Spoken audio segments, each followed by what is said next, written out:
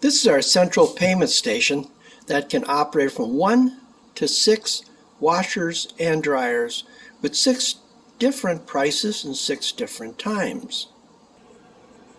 Can operate with coins and cashless or 100% cashless. Can be configured with the old style push coin slide mechanisms or the modern coin mechanisms. Modern coin mechanisms using a comparator type where the coin drops between a sensor.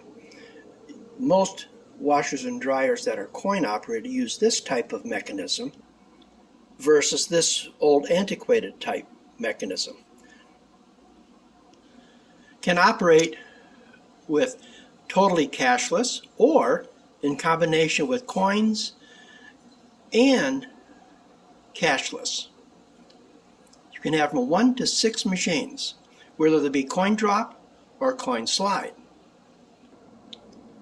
Suggest use commercial grade washers and dryers versus the home type.